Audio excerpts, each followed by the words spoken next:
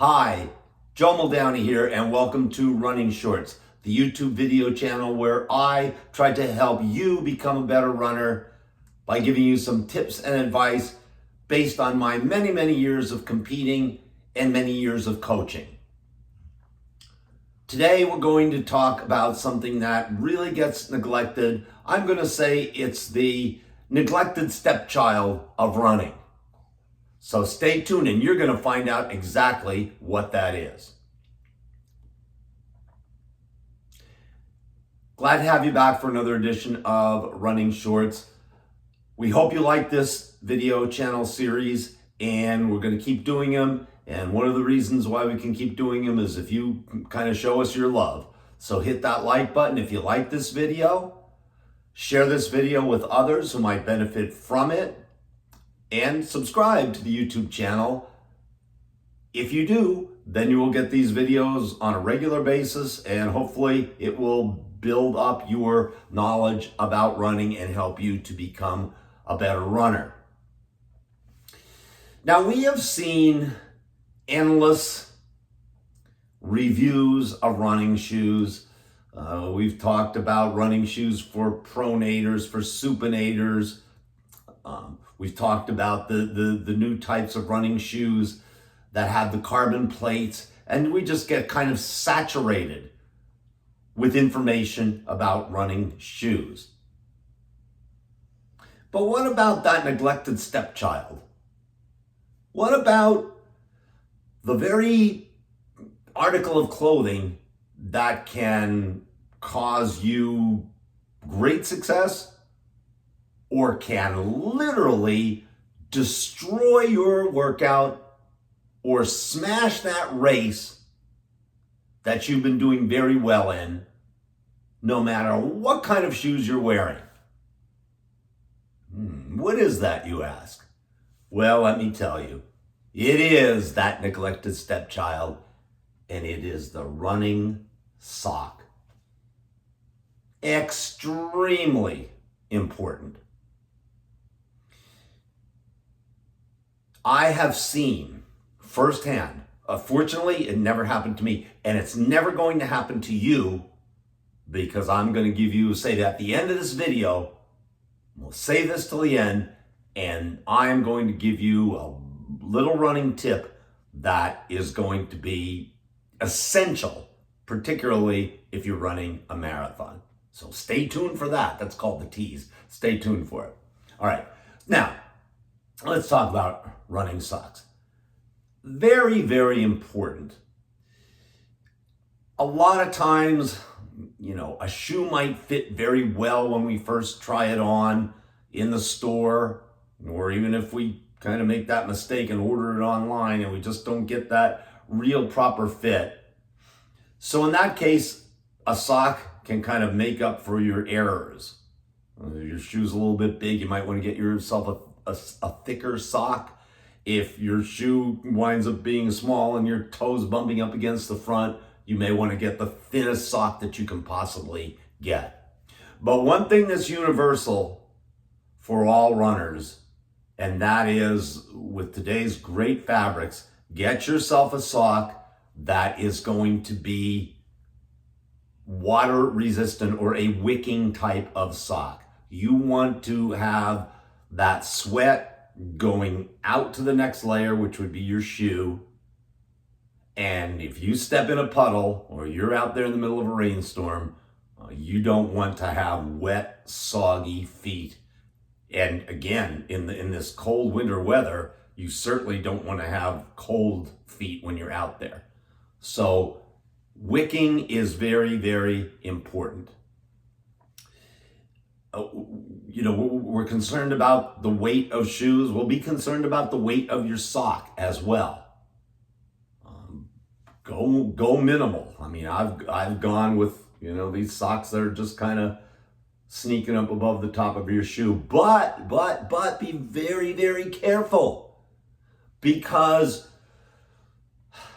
maybe I should amend that statement. Maybe you shouldn't go minimalist, because if you have a sock and this doesn't kind of suit you very well, and that sock slips under the back of your shoe, the top of your heel or the lower part of your Achilles tendon is going to develop a blister, and that is not going to be good. So you may want to go with a little bit of a higher sock, such as this,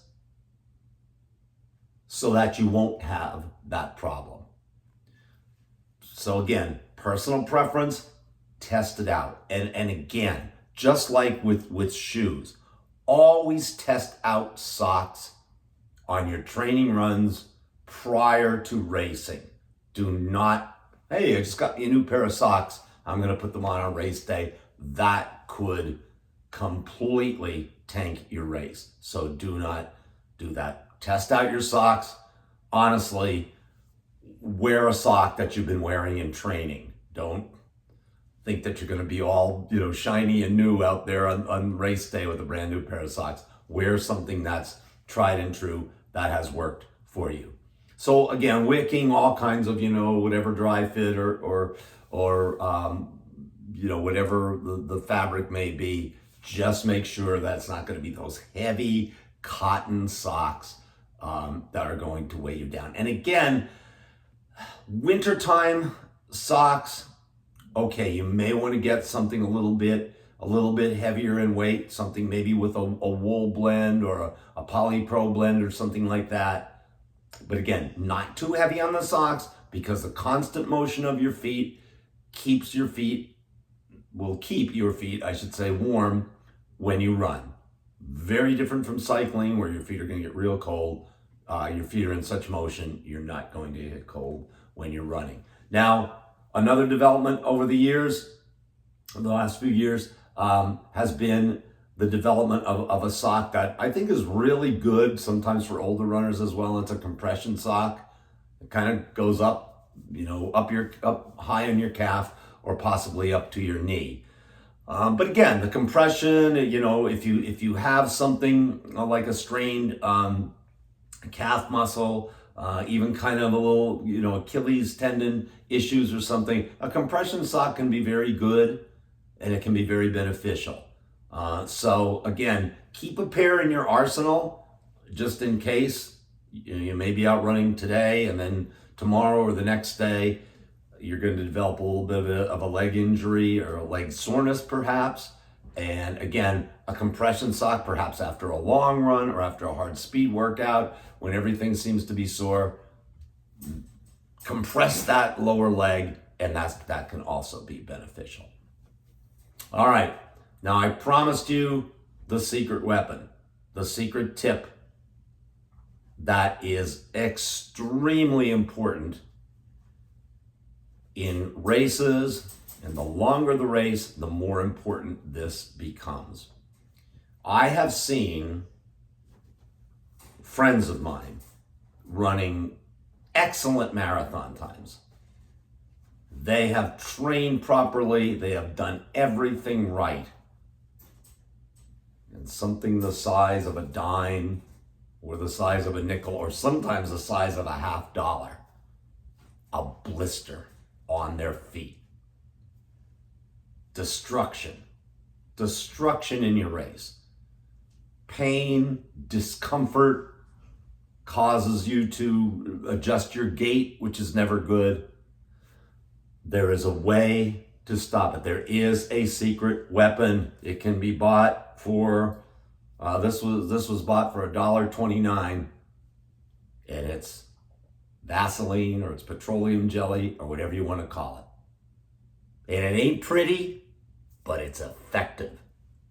And here's the deal. You take this stuff and you grab a gob of it. And anywhere on your foot that you think you might have what I call a hot spot, you know the culprits. Could be the top of your toe, could be the back of your heel, could be on the side of your foot, it could be on the ball of your foot. Gob a big wad of this onto your foot before you put on your sock. pull your sock over it. It's not going to feel good when you put it on. It's going to kind of feel slimy. But I'm telling you, as you get into the latter portions of that half marathon, or particularly the marathon, gold. This is gold. So, don't be afraid to use it.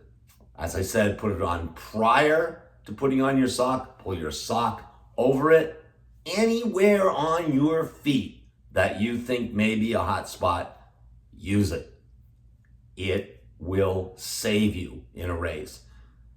Same way if you're doing a long run. You're doing an 18 mile or 20 mile or whatever for your marathon, use Vaseline, petroleum jelly, whatever it's called. Use it. Use a lot of it. It will be beneficial to you. It may save your race. So, here's the neglected, ugly stepchild, the sock. Don't neglect them. They're very important. They may be the second best, or most important, I should say, piece of equipment besides your shoe. Be careful about your socks. Joe Muldowney, see you next time.